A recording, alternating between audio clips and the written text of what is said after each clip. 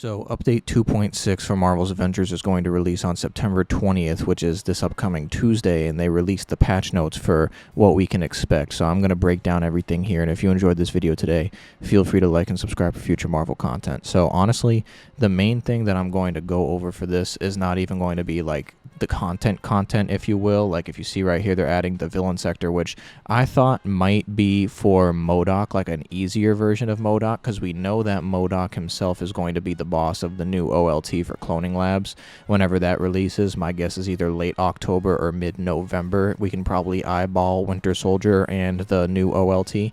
But unfortunately, it is another Monica villain sector. From the picture that they posted on Twitter, I forget what exactly it was, but I believe they had like an exosuit on the picture, so it makes me think that it's going to be the exosuit version of Monica that you fight in the story as Black Widow, I believe. It's been a little bit since I've played the main story, but that's it's a new elite villain sector. It's going to be against Monica. Honestly, if you want my opinion, that's not even the biggest thing coming out of this. The biggest thing coming out of this are all these stuff right here, where it's going to buff all the heroes. So I'm just going to read these. I'm not even going to really pay attention to these. This is just saying that, just like how they said in the August update, they're going to continue to update the heroes every now and again to make sure they still feel superhero-y and stuff like that as far as traversal goes and as far as damage. There is no traversal update in upcoming update 2.6 though, so it's just heroic updates. But listen to this, right? So Iron Man updates, Unibeam. Damage from Unibeam will no longer be reduced when attacking targets that are beyond mid-range. So stuff like that's cool, right? But this type of stuff is kind of crazy to me. Although, so for this, right? So the Unibeam specialization reserve capacitor's attack damage is increased by 265%. Now, the reserve capacitors itself, that's referring to the specialization for the Unibeam where you can store like 3 charges. That's what it's referring to. But it's also buffing Omega Beam by 175%. Notice how it doesn't buff like the normal Unibeam, though, it seems like, which I honestly do think is a smart move, right? Because the normal Unibeam was already pretty strong. I already found it to be the strongest version in comparison to Omega Beam. Omega Beam deals a lot of damage in a very short amount of time, but the normal Unibeam, not the 3 charges, which is what this is, but the normal Unibeam can actually do more damage, especially if you have the specialization on it that does 30% increased damage when you deal it against one target like a boss. So honestly, that's what you wanted, is the normal Unibeam. Some damage testing might be required to see if the Omega Beam is actually the more viable option now, but obviously, you know, we'll see. So then it says Arc Overload. Damage done with Arc Overload along with Valor also scales with Might. So we're seeing a lot of these where they scale with different stats now, and I think it's honestly a pretty big deal too. So we'll see exactly which ones are better than others. I think Thor and Spider-Man are going to be pretty buffed after this update. So then we have the Hulkbuster, right? So the most interesting thing to me about the Hulkbuster is that, where is it? So the Magnum, the missile attack stun damage is increased. That's cool. So it's right here, I believe. So Iron Man skill and gear functionality proportionate to other heroes' ultimate heroics. Hulkbuster now utilizes any hero skills, gear, perks, and other status effects equipped on Iron Man, and will retain these abilities when another pilot operates the Hulkbuster. That's really cool to me. That's like, so if you make your Iron Man Hulkbuster OP as hell, it should transfer over if you want to let someone else use your Hulkbuster. So if your Iron Man is OP and you make your Hulkbuster also OP, you could have your Hulkbuster out being piloted by somebody else, and then you're just in your normal Iron Man form doing other damage. So that's really cool to see. This right here, now Hulk, right? Hulk's Rage intrinsic ability now deals gamma damage. That's crazy. This is actually crazy for battery effect right here, that it does now has an inherent gamma. So we already saw this with his Ground Zero Thunderclap and his Stranglehold. They're able to do an area of effect gamma, but for it to have inherent gamma damage just by attacking when he's raged, it's a really big deal. And obviously this is a big deal too. We're seeing a lot of overcharge buffs as well. So his rage overcharge is extended from 3 to 10 seconds. That's really good. And then willpower recovery generated through rage will also generate when rage is overcharged. I honestly didn't even know that was a thing, but the fact that it is a thing now is a good thing, right? So Stranglehold. So Stranglehold attack damage increased by 106%, stun damage by 40, hazards duration by 2 seconds, irradiated destructions hazard stun damage by 400%. Specialization irradiated destruction hazards status damage by 1900%, 1900. I'm almost positive. I'm not looking at the specific skills in front of me right now. I should probably pull them up, but I'm almost positive this is the pool of gamma radiation that he leaves behind for this specific specialization of Stranglehold. So the fact that that's buffed by 1900%. We're gonna see similar numbers with Spider-Man. It's honestly crazy to me. Stranglehold specialization, irradiated destruction now activates the radial hazard when attacking exos, adaptoids, and crawlers. Okay, that's cool. So Bone Shaker, damage done by Bone Shaker, along with Valor, now scales additionally with Might. So that's good, obviously. And to give you an idea too, so now there's going to be a lot of these that, like, a lot of these heroic abilities that always scaled with Valor because that was their main thing, but they're now also additionally going to scale with something else. And the fact that it's going to do that is inherently, without these damages right here, without the percent increases right here, it's going to scale right here. Because I'm telling you right now, if you had a high heroic build with Hulk, I can guarantee you your Might was pretty decent too. So now that it's also scaling with Might, that seems like it's a pretty big deal to me, even outside of these flat damage bonuses. So obviously Bone Shaker attack damage by 115% and stun damage by 200%. It also looks like we'll be able to be doing a lot more stun damage on the Claw phase for Phase 2 for the raid as well, which is going to be crazy. So for Thunderclap, so damage done by Thunderclap along with Valor now additionally scales with Might. That seems a little strange to me, especially because I think people just saw that you can actually proc a ranged, critical ranged attack activation with Hulk's Thunderclap. I'm pretty sure I saw that going around on Twitter. Like any of those gear perks, that's like you have a % chance of getting a damage buff from ranged critical attacks. I'm pretty sure someone actually procced that with Thunderclap. So if this is the case, it's scaling with Might. I'm not mad at it, but it just seems like it's a little weird if it's also proccing a ranged critical attack. But I mean, at the same time, if anything, it's really a good thing until, you know, they probably nerf it and make it so you can't proc a ranged critical attack anymore. So flat increase to damage by 85%. Ground Zero's hazard stun damage by 40 and hazard status by 99%. Any buff at all is going to be good, right? And then, so here's what's crazy to me with Thor, right? And it might be because I have also a ranged, kind of like a primary ranged build with Thor right now at 175. So increases the duration of Odin Force's overcharge from 3 seconds to 10 seconds. Obviously, that's a big deal. Whenever they're increasing the overcharged to 10 seconds for all of these heroes, it's a really big deal. So, like, that's a long time. That's a big difference. But here's what's crazy to me. So, for God Blast, along with Valor, now additionally scales with Precision. That is kind of crazy to me because your Valor, once you're 175, is already going to be sitting at, like, anywhere between 21 and 26,000 heroic stats. So now we're adding Precision on top of that, which if you have a Precision build could easily be sitting at like 4,000. This God Blast is going to be stupid. And not to mention, obviously, the boosts that it's getting right here. So 50% attack damage, 200% shock damage, which is going to help with the battery, and then the Thunderstorm specialization damage by 200%. Warrior's Fury is a little, it makes sense what they did with Warrior's Fury, but it is kind of like, I don't know, I guess it's kind of weird to me a little bit because it scales with Valor and it also scales with Might, so that makes sense to me.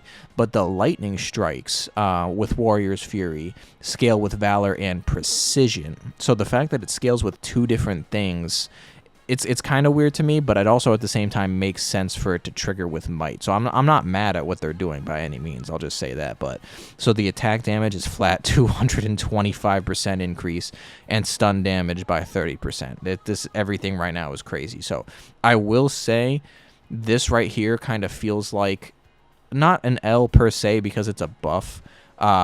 But I do kind of wish it wasn't with Might, probably because I have a ranged build with Thor, but Bifrost scales with Valor and Might now, so it's not a bad thing because it's just a buff anyway.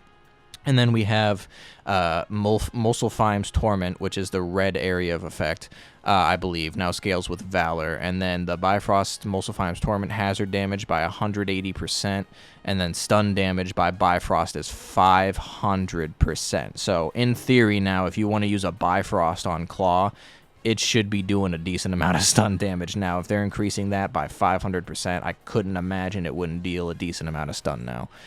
Okay, so Black Widow. So increase the duration of Shadow Ops overcharge from 3 to 10 seconds. Again, they're doing this with basically every hero. That's fantastic. A bunch of just flat increases to Widow's Bite. So we're getting attack damage, stun damage, shock damage, lightning fist attack damage. So they're just literally everybody's getting a buff. It's actually kind of funny. The only person who didn't get a buff as much is honestly Hawkeye, but we'll obviously get to him. So Veil of Shadows, along with Valor, now scales with Might. That makes sense. So attack damage for Veil of Shadows increased by 60%. So specialization Dark Thorn, description from 20% to 420% increased damage. What is Dark Thorn? Hold on. I'm going to actually look at Dark Thorn real quick. Okay, so I just looked at Dark Thorn, and what it's referring to is right now Dark Thorn is 20% increased damage to nearby enemies when activating Veil of Shadows. So now it's saying instead of 20% increased damage to nearby enemies, it is 420% increased damage to nearby enemies. They are making, first of all, before the power increased to 175, I was already primarily a heroic lab, a heroic build person.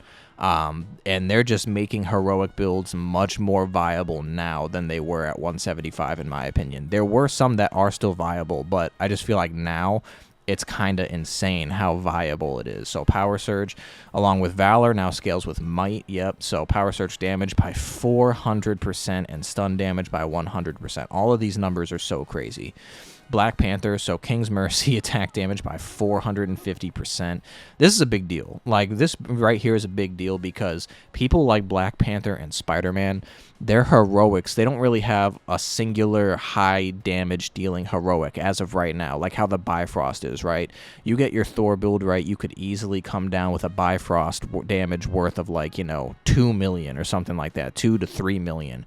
But when Black Panther first dropped, so obviously this was still power level 150 time frame, I tried to test it out. I could really only get his King's Mercy to, like, I don't know, like maybe 150,000, maybe 250,000. Think about it. Increased that. So let's say it was 200,000 with an absolute peak level 1 power level 150 build.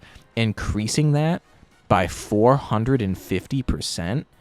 That means it should be doing like close to 1 million, like if not more than 1 million now. Like that is kind of obviously that's like with a focus on a high heroic build for Black Panther.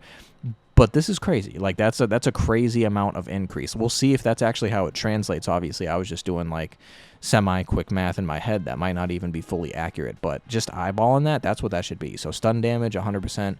Increased stun damage from medium to high.